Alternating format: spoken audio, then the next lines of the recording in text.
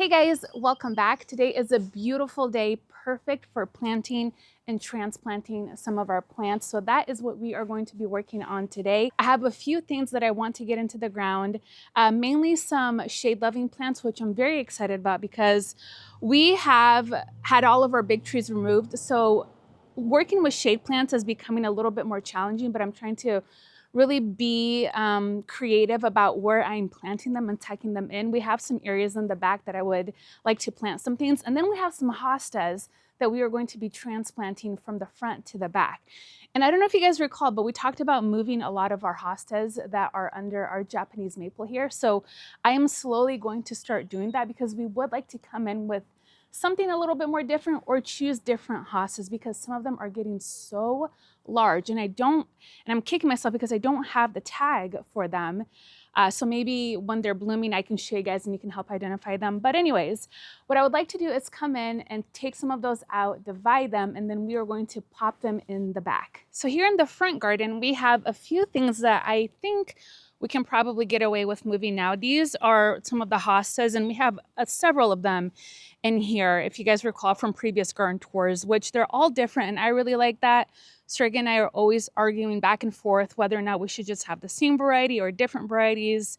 I lean on having different varieties because I think it's more interesting. But either way, I do want to come in with some different things in this area just because it's so bare in the winter time under here. So I'm thinking we can add some grasses to this space this year once the daffodils are done blooming.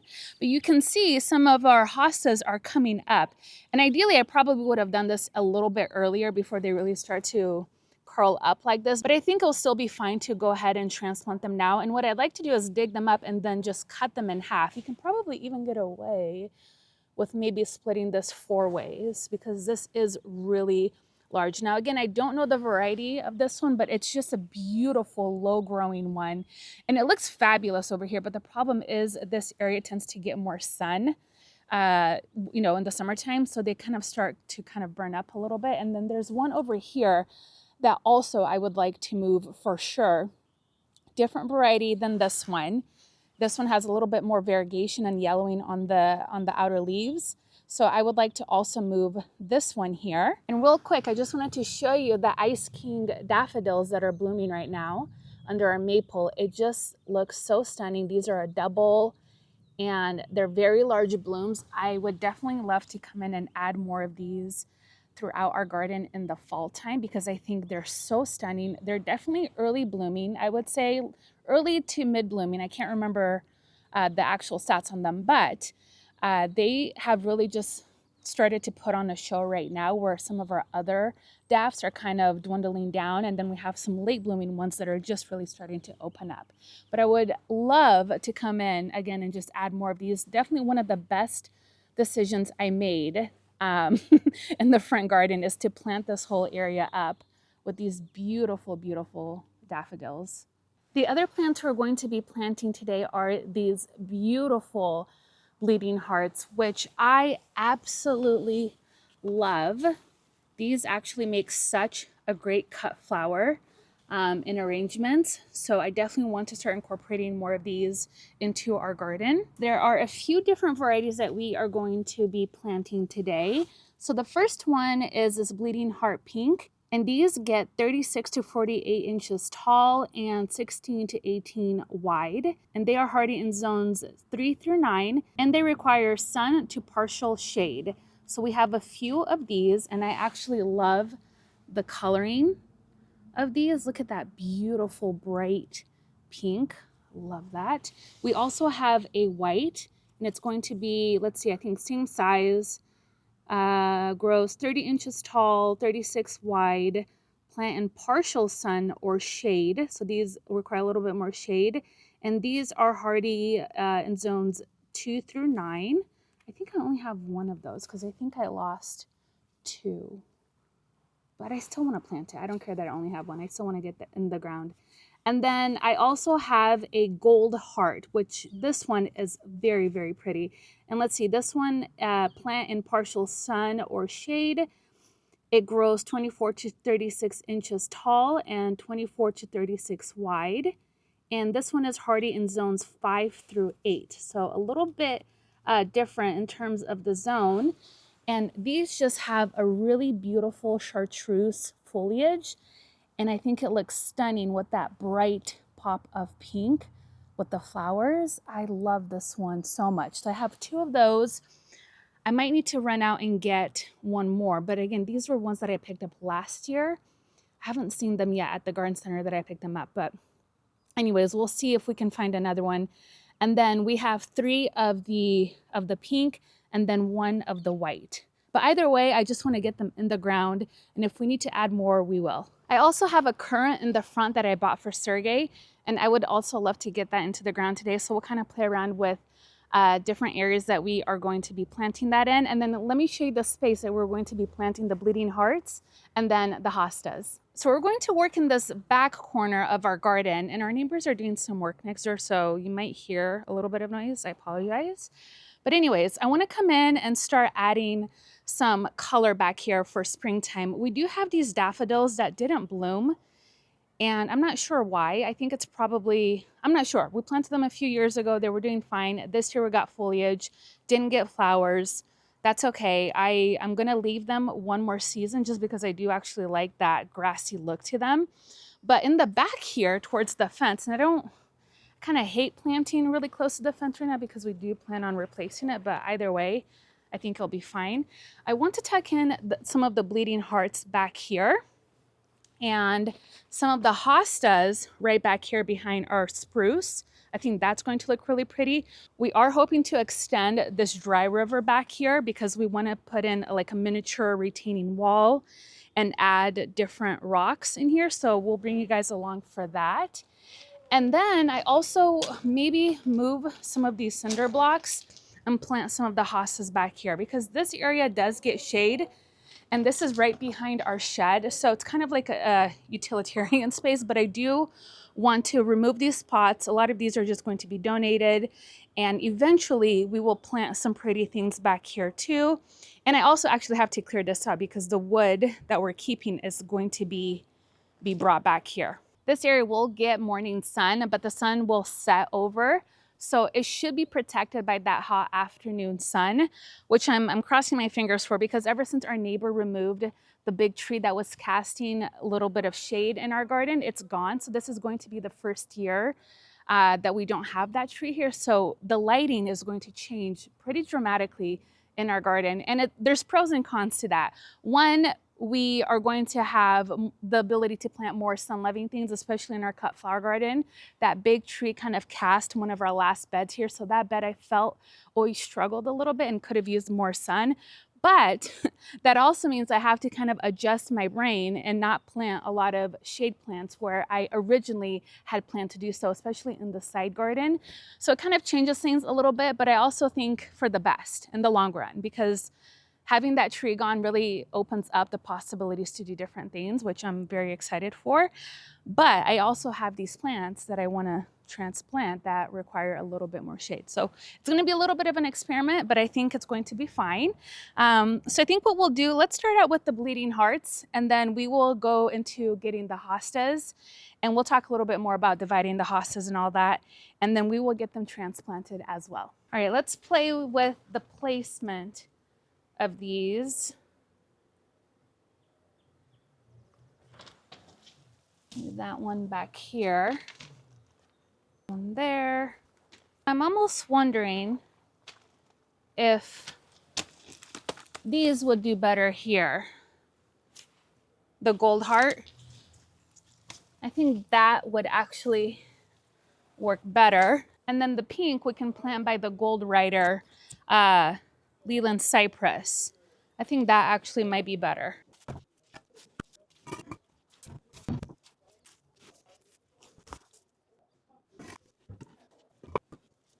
All right, I like the way these are looking back here, so I think we'll go ahead and just get them planted.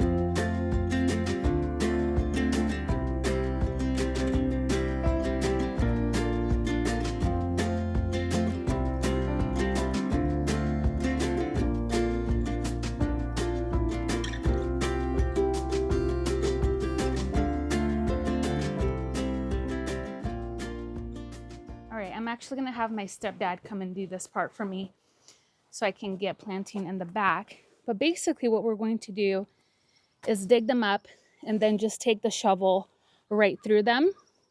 That's typically what you want to do with the hostas. I don't really fuss with trying to be precise or any of that business. I just go for it. I do have a spade, and a spade is a good tool to have for this job, but my friend has it. So we're gonna have to deal with the shovel, and hopefully it's not going to be too much of a big deal. Here's one. Boy, these are just massive right here. So I'll have him dig this one up as well and divide this one for me, and then maybe dig one up in the front.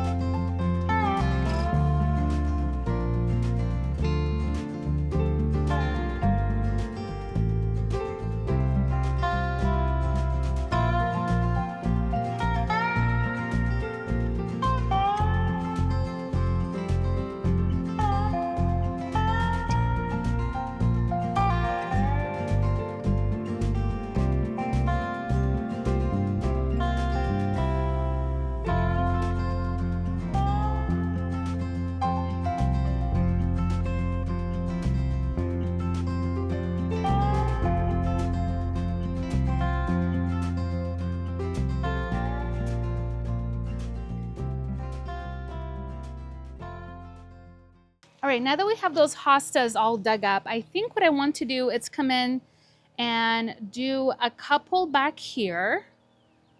I'm just trying to think out loud. These are, gosh, I don't even know what those are. I didn't plant those. I think they're probably like purple bells. I'm not sure. They don't flower. So I'm gonna go ahead and just remove those. And I think what's going on with our daffodils, these are probably just little bulbets that grew from the main bulbs. So that's why there's no flowers. However, I'm just surprised that none of the original ones that we planted are flowering. So it could be a sign. I don't know. I could just put them somewhere else and see if they're gonna flower in the next year, but I like the grassy texture that they provide, so might be fine. But anyways, I think what we'll do is we'll pop a couple hostas here. We will remove these guys because they're not doing much. This area will get some nice shade in the afternoon. And we'll hold off on planting anything too close to the shed because we are going to reside this as well. We will just tackle this planting area another time. I'm going to attempt to plant some of the hostas here. However, we do have lilies coming up. And we used to have a giant, gosh, what was it, maple over here that we had removed. So there's still quite a bit of roots in this space. I think we took it out, oh gosh, maybe like 3-4 years ago when we bought the house. Anyways, so I think what we'll do is try to see if we can remove some of these things here that are not flowering. We'll leave the hyacinth because those did flower. And then just look at the size of these lilies that are coming up. They're absolutely massive, but I think they provide such a pretty pop of color back here. And I think underplanted with the hostas is going to look really nice. And we are kind of pushing it a bit because this area, I think, will get a little bit more sun than it did the year before because of that tree was removed from our neighbor. But we'll go ahead and try to see what we can fit in over here. And then we can maybe tuck some things back here in this corner of the garden. Don't mind the fence. This is, again, going to be part of the fence removal all the way around. You can see we have like, I don't know, maybe 1, 2, 3, 4 types of fence with our different neighbors. So we would like to come in and do one complete fence eventually. But anyways, oh, by the way, if you know any local companies, let me know down below because we're still shopping for the right partner to do this with. We did find one and they're amazing. They're a little bit over our budget, but we might go with them. I'm not sure yet. But anyways, Hostas, maybe just right back here. We don't use the space much. The only thing is, we've toyed with the idea once we do replace this fence is to bump this back end forward and then use this little nook back here as a little utility space, which means this area would have to stay open and we would lose a little bit of planting room in the front. But we also don't use the front corner very much. So it might be something that we come back and do. And this part of the fence was removed when they came in with the tractor to grade our backyard. So it's technically kind of just leaning. It's not in place, it's actual place. So anyways, either way, I think we can still come in with a couple of the other hostas and just plant them back here for now. So look at that. We got some nice divisions out of the hostas. We got 4 from one, and then the other 2 I'm gonna leave whole. And then we will just get these in the ground.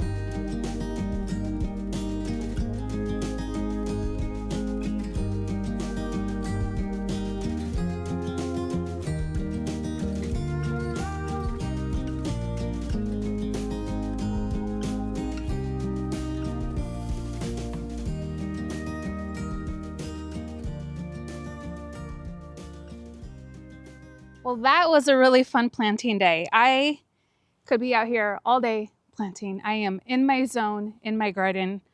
I feel so good right now. Let me show you what we did. Starting out in the back corner here, we went ahead and planted all of those bleeding hearts. Again, we did the white and then the gold ones right up kind of against the fence. And actually, again, I like this back here because of this little, the chartreuse color that it has. I think that pops from when you're looking at this back corner of the garden. And just look at how nice those look. I still need to come in and get everybody watered in. Now this area is kind of tricky to plant because there's a lot of roots still here from our tree that we had planted right behind me that we took down. So it's always a little bit tricky to get things planted back here, but I did one, and I would still like to come in another day, maybe move some of these blocks over. These are gonna be part of the, oh gosh, the little retaining wall we're going to build. And then that will give me a little bit of area to plant back here. But this Hollywood juniper will get kind of big. So I'm also trying to be mindful of that. It's actually putting on quite a bit of size last year and this year. So that makes me very happy.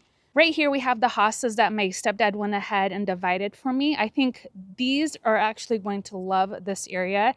And it's going to be nice just to have a little bit of different texture, and then low growing hostas back here. Again, these are just very low growing, but they have the most beautiful leaf shape, and I always really enjoy them. I kind of wish we had a few more to kind of come all the way around. I do want to come back and remove some of those. I think, again, they're bluebells. Remove those and maybe put something over there, something low growing that can take shade. And the other hosta we went ahead and just left whole. This one is going to get kind of tall, and it has beautiful big leaves with kind of like a, a lighter yellow on the edges. I think it's so pretty. I'm going to try to find the tags for some of these so we can just reference when we're doing our garden tours. But we went ahead and just planted it right next to one of our Japanese pines, and I just love this little texture that we're going to have over here with the hellebore and then the hosta and the pine. I think that little trio is beautiful. Now, if we walk back over back here, this is where we planted the pink bleeding hearts. And I love how they look with the gold rider right here. I think, again, because those are not chartreuse like the other ones, they actually stand out a little bit better over here. And we planted 1, 2, and then a third one back here. And I just love how they just kind of drip down. And if we come low, I just love the way that they look. I don't know why we're not planting more of these into our garden, because they're such beautiful spring interest in the garden. And again, these are amazing for cut flowers. While I was here, I also just removed some dahlias that we had in the landscape, got that all cleaned out.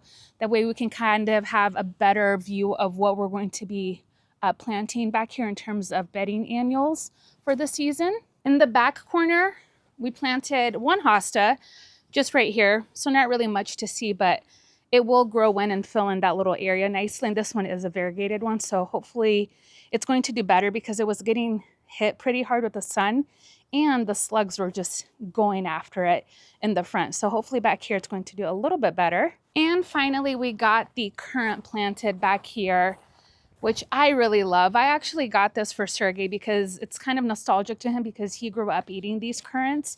Not this exact variety, but in Ukraine, they're a pretty big berry for them there. So I'm just happy to be able to bring some of that here. And this one specifically is the Ben Nevis Black Currant.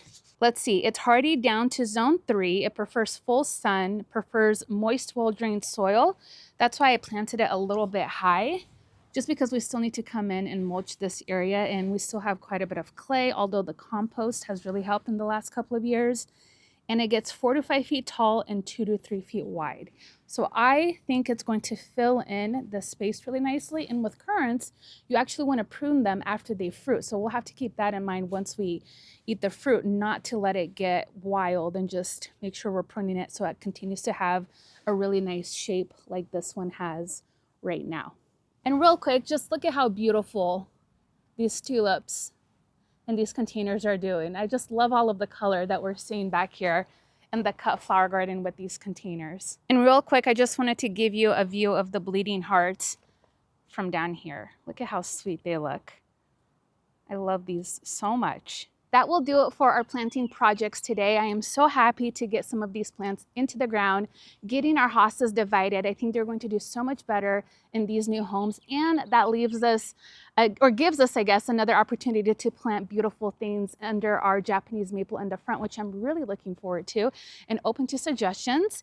And I think that's it. Again, I feel so just good being out here in the garden, and I feel like it's our time.